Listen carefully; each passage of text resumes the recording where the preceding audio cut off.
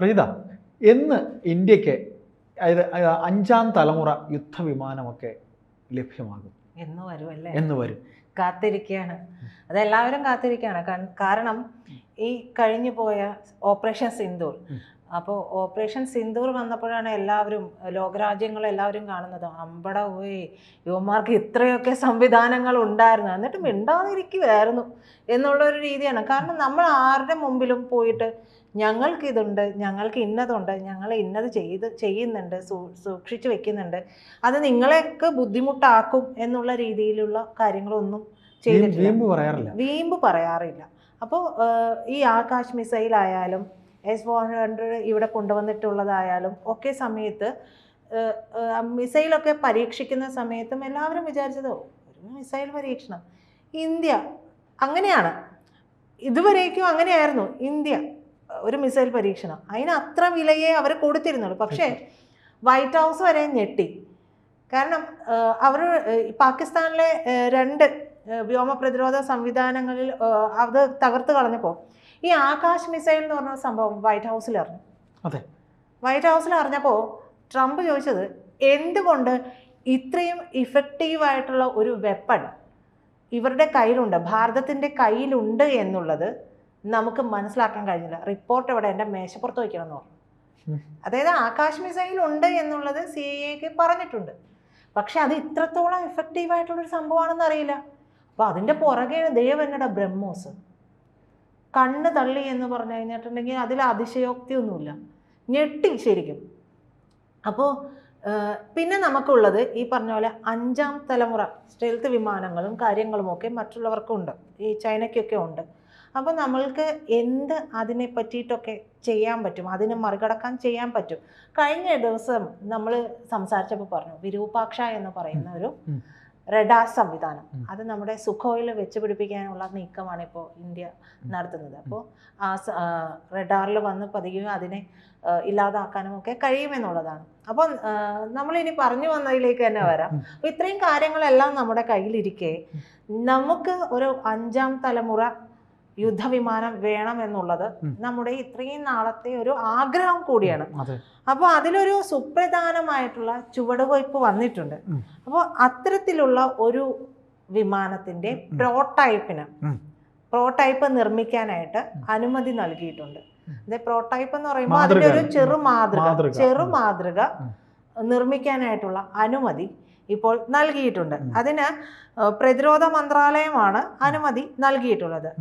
Advanced medium compact aircraft പ്രോജക്റ്റിലാണ് ഒരു 5ാം തലമുറ യുദ്ധവിമാനത്തിന് ആവശ്യമായിട്ടുള്ള റഡാറ്, സ്റ്റെൽത്ത് സാങ്കേതിക വിദ്യ, സ്റ്റെൽത്ത് ഡിസൈൻ എന്നിവയടക്കമുള്ളവയൊക്കെ ഇന്ത്യ പൂർത്തിയാക്കിയിരുന്നത്. അപ്പോൾ ഇതെല്ലാം ചേരുന്നതായിരിക്കും ഈ പ്രോട്ടൈപ്പ് ഇറക്കുന്നത്. അതിൻ്റെ ബാക്കി കാര്യങ്ങളെല്ലാം പഠിച്ചതിന് ശേഷം നമ്മൾ മുന്നോട്ട് പോകുമെന്നുള്ളത് തന്നെയാണ്. ഇനി ഈ പറയുന്ന പ്രോട്ടൈപ്പ് വേണമെങ്കിൽ അതിന് യുദ്ധവിമാനത്തിൻ്റെ ഒരു എൻജിൻ വികസനം, അതിൻ്റെ ഹൃദയം എന്ന് പറയുന്നത് എൻജിൻ വികസനമാണ്. അപ്പൊ ആ എൻജിൻ വികസനം നടക്കണം. അപ്പൊ അതിനുള്ള കാര്യങ്ങൾ വിദേശ കമ്പനികളുമായിട്ടൊക്കെ ബന്ധപ്പെട്ട് അവരോടൊക്കെ ആലോചിച്ച് സഹകരിച്ച് സംയുക്തമായിട്ട് അത്തരത്തിലൊരു കാര്യം നിർമ്മിക്കാനാണ്. അങ്ങനെയാണെങ്കിൽ എനിക്ക് തോന്നുന്നു റഷ്യയും ഇസ്രയേലുമായിട്ടൊക്കെ ചേർന്നിട്ടാകാം ഒരു പക്ഷേ. കാരണം റഷ്യയുമായി ചേർന്നിട്ടൊക്കെ തന്നെയാണ് ബ്രഹ്മോസും ഒക്കെ നമ്മൾ വികസിപ്പിച്ചിട്ടുള്ളത്. റഷ്യ, ചൈന, തുർക്കി, അമേരിക്ക തുടങ്ങിയ രാജ്യങ്ങളാണ് ഇത്തരത്തിൽ സാങ്കേതിക വിദ്യ ഉള്ളത്. അതിൽ ചൈനയെ നമുക്ക് ആശ്രയിക്കാൻ പറ്റില്ല. ഒരിക്കലും നമുക്ക് ചൈനയെ ആശ്രയിക്കാൻ പറ്റില്ല. അപ്പൊ റഷ്യയും ഈ പറയാ തുർക്കിയെ നമുക്ക് ഇനി പറ്റില്ല. തുർക്കിയുടെ നിലപാട് എന്താണെന്നുള്ളത് ഇതുകൊണ്ട് നമുക്ക് മനസ്സിലായതാണ്. അപ്പോൾ വേണമെങ്കിൽ റഷ്യയുണ്ട്, വേണമെങ്കിൽ ഇസ്രായേലിനോട് നമ്മൾ ചോദിച്ചിട്ടുണ്ടെങ്കിൽ ഇസ്രായേൽ എന്നും ഇന്ത്യക്കൊപ്പം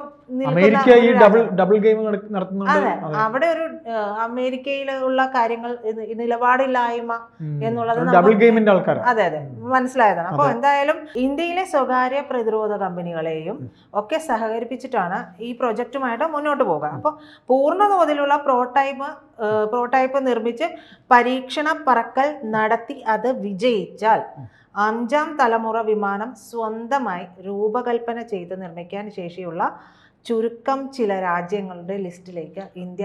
ഒരു സംശയം ചോദിച്ചോട്ടെ, ഈ പ്രോട്ടൈപ്പ് മാതൃകാ തരത്തിലുള്ള വിമാനത്തില് വലിയ വിമാനത്തിന് വേണ്ട എഞ്ചിനും കാര്യങ്ങളൊക്കെ തന്നെ ഉണ്ടാക്കി നമുക്ക് ചെയ്യാൻ കഴിയും അല്ലേ? അല്ല, ഒരു അത് ചെറിയ രീതിയിൽ അതിന്റെ അതായത് എന്താണോ അതിൽ ഉദ്ദേശിക്കുന്നത് അതിന്റെ അതിന്റെ ചെറിയ എല്ലാം രൂപം. ഒരു സംക്ഷിപ്ത രൂപം, രൂപമാണ് ഒരു ചെറിയ രൂപം. ഉണ്ടാക്കുന്നത്. അപ്പോൾ എല്ലാം അതുപോലെ തന്നെ ഉണ്ടാകും.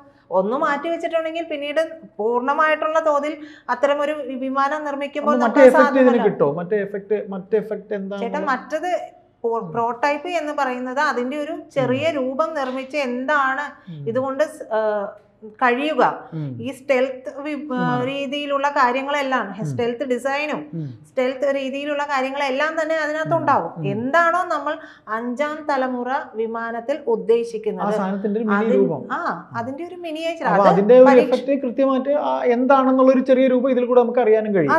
അത് എത്രത്തോളം എഫക്റ്റീവ് ആയിരിക്കും എന്നുള്ളത് നമുക്ക് അറിയാൻ കഴിയും. അപ്പോൾ ഇപ്പോ ഈ പറഞ്ഞതുപോലെ തന്നെ ഈ സ്റ്റെൽത്ത് വിമാനങ്ങളൊക്കെ ഉള്ളത് അമേരിക്കയ്ക്കും റഷ്യക്കും തുർക്കി, ചൈന എന്നിവർക്കൊക്കെയാണ്. അപ്പോൾ ഇതിൽ പറഞ്ഞ രാജ്യങ്ങളിലൊക്കെ നമുക്ക് ആകെ വിശ്വസിക്കാൻ കൊള്ളാവുന്നത് റഷ്യയും മാത്രമാണ്. ഇസ്രയേലും അതെ. ഇസ്രയേല് നമുക്ക് വേണമെങ്കിൽ ചോദിക്കാം. അപ്പോൾ അതിൽ പക്ഷേ സ്റ്റെൽത്ത് സാങ്കേതിക വിദ്യ ഉള്ളത് ഇസ്രയേലിനല്ല, ഇവർക്കാണ്. പക്ഷെ നമുക്ക് വേണമെങ്കിൽ സഹകരണ പങ്കാളിത്തത്തിലേക്ക് വരുമ്പോൾ ഇസ്രയേലിനോട് വേണമെങ്കിൽ നമുക്ക് ചോദിക്കാം. ഇസ്രയേൽ ഒരിക്കലും എന്താ പറയാ നെഗറ്റീവ് ഒരു മറുപടി തരുമെന്നുള്ള പ്രതീക്ഷ ഒരിക്കലും വേണ്ട. നമുക്കൊപ്പം കൂടുതലുള്ളതാണ്. എന്തായാലും എയറോനോട്ടിക്കൽ ഡെവലപ്മെന്റ് ഏജൻസി, അതായത് ADAയ്ക്കാണ് ഈ പദ്ധതിയുടെ നേതൃത്വ ചുമതലയൊക്കെ ഉള്ളത്. അപ്പോൾ സ്വകാര്യ പ്രതിരോധ കമ്പനികളെയൊക്കെ കോർത്തിണക്കി 1 by 1 ആയിട്ട് കോർത്തിണക്കി ADA ഈ ഒരു പദ്ധതി നടപ്പിലാക്കാനാണ് ഉദ്ദേശിക്കുന്നത്. അപ്പോൾ ഇതിൻ്റെ സുപ്രധാനമായുള്ള സാങ്കേതിക വിദ്യകളെല്ലാം തന്നെ ഇതിനകം ഇന്ത്യ വികസിപ്പിച്ച് കഴിയുകയും ചെയ്തിട്ടുണ്ട്. ഇതെല്ലാം നമ്മുടെ നാട്ടിൽ നടക്കുന്നുണ്ട് എന്നുള്ളത് സത്യം പറഞ്ഞാൽ ഈ ഓപ്പറേഷൻ സിന്ദൂറിന് ശേഷം വരുമ്പോഴാണ് ഇത്രയും കാര്യങ്ങൾ നമ്മുടെ നാട്ടിൽ നടന്ന്, നമ്മുടെ രാജ്യത്ത് നടന്ന് ഡെവലപ്മെന്റ്സ് ഉണ്ട് എന്നൊക്കെ പറഞ്ഞു. ഈ മേക്ക് ഇൻ ഇന്ത്യ പദ്ധതിയിൽ പോലും നമ്മൾ സ്വകാര്യ പങ്കാളിത്തത്തോടെയും അല്ലാതെയും ഒക്കെ ഓരോ കാര്യങ്ങൾ ചെയ്യുമ്പോഴും ഇവിടെ കിടന്ന് നേരെ തിരിച്ച് ഈ രാജ്യത്തിനെതിരെ ഇതൊക്കെ എന്തിനാണ്, ഇതൊക്കെ എവിടെ എന്ത് ചെയ്യാനാണ് എന്നുള്ള രീതിയിലാണ് ചോദിച്ചുകൊണ്ടിരുന്നത്. ചെറിയ കാര്യം പറഞ്ഞോട്ടെ, അതായത് നമ്മുടെ പ്രധാനമന്ത്രി വിദേശ രാജ്യങ്ങളൊക്കെ സന്ദർശിക്കാൻ പോകുമല്ലോ, ഇസ്രയേലിൽ പോയി അങ്ങ് അവിടെ മറ്റു രാജ്യങ്ങളും ഇവിടെ ഓരോരുത്തർ ഇങ്ങേർക്ക് ഇവിടെ ഇരുന്നൂടെ, എന്തിനാ ഈ നടക്കണെന്നൊക്കെ ചോദിച്ചു. ഇതെല്ലാം മറ്റു പല നയതന്ത്ര ഉടമ്പടികളാണെന്നുള്ളത് ഈ ചോദിച്ചവരെല്ലാം അടച്ചിട്ടുണ്ട് കൃത്യമായിട്ട്. ഇവിടുന്ന് നമ്മുടെ കേരളത്തിൽ നിന്ന് ഒരാള് വിദേശ സന്ദർശനത്തിന് പോയല്ലോ, ഒരു കസേരയിൽ, എന്ത് കസേരയാണ്, തുരുമ്പെടുത്ത കസേരയിൽ അവിടെ ഇരുന്നിട്ട് എന്താ പറയാ റോഡ് ഷോ പോലെ ആ പടമൊക്കെ ഇവിടെ ഇട്ട് അത് ട്രോൾ ചെയ്തതിന് കണക്കില്ല. എന്തായാലും എനിക്ക് തോന്നുന്നു പ്രധാനമന്ത്രി പോയതിനേക്കാൾ പകിട്ടിലാണ് അദ്ദേഹം പോയിട്ടുണ്ടാവുക. അദ്ദേഹം അത് അങ്ങനെ പോയത് കൊണ്ടാണ് കമലച്ചേട്ടനെയൊക്കെ ആയിട്ട് പോയത്. ഞാൻ നിർത്തി ഞാനത് പറയുന്നില്ല. അപ്പൊ നമ്മൾ പറഞ്ഞു വന്നതിലേക്ക് തന്നെ വരാം. എന്തായാലും ഇരട്ട എഞ്ചിൻ മൾട്ടി റോൾ യുദ്ധവിമാനമായിട്ടാണ് ഈ ഒരു വിമാനത്തെ നമ്മൾ വിഭാവനം ചെയ്തിട്ടുള്ളത്. ആയുധങ്ങൾ വഹിക്കാനുള്ള ഇന്റേണൽ വെപ്പൺ ബേ, അത്യാധുനിക ഏവിയോണിക്സ്, കരുത്തുറ്റ പ്രകടനം, അതായത് സൂപ്പർ ക്രൂയിസ് എന്നീ സവിശേഷതകളൊക്കെ ഇതിനുണ്ടാവും. മാത്രമല്ല ലോയൽ വിങ്മാൻ പദ്ധതിയിൽ ഉൾപ്പെടുത്തിയിട്ട് ഒരേ സമയം ആളില്ലാ യുദ്ധവിമാനങ്ങളെ നിയന്ത്രിക്കുന്ന കമാൻഡ് സെന്റർ ആയിട്ടും ഇതിന് പ്രവർത്തിക്കാൻ കഴിയുമെന്നുള്ളതാണ്. അപ്പോൾ ആളില്ലെങ്കിലും ഇത് നമുക്ക് പ്രവർത്തിപ്പിക്കാൻ പറ്റും. അപ്പോൾ ഇതിലെ ഈ പൈലറ്റ് ഡ്രോണുകളുടെ കൂട്ടത്തെയൊക്കെ നിയന്ത്രിച്ച് ശത്രുക്കളെ നേരിടുന്ന ഒരു പദ്ധതിയാണ് ഈ ലോയൽ വിങ്മാൻ എന്ന് പറയുന്നത്. അതിനായിട്ട് കാറ്റ്സ് വാരിയർ എന്നൊരു ഡ്രോൺ DRDOയും ADAയും ചേർന്ന് വികസിപ്പിക്കുകയും ഒക്കെ ചെയ്യുന്നുണ്ട്. അപ്പോൾ ഈ തരത്തിലുള്ള എന്താ പറയുക ഒരു 5ാം തലമുറ വിമാനത്തിൻ്റെ പ്രോട്ടൈപ്പ് വരികയാണ്. അത് പരീക്ഷണം വിജയമാണെന്നുണ്ടെങ്കിൽ 2035 ഇത്തരത്തിലുള്ള ആദ്യത്തെ വിമാനം നമുക്ക് AMCAയ്ക്ക് കൈമാറാൻ കഴിയുമെന്നുള്ളതാണ് അറിയാൻ കഴിയുന്നത്.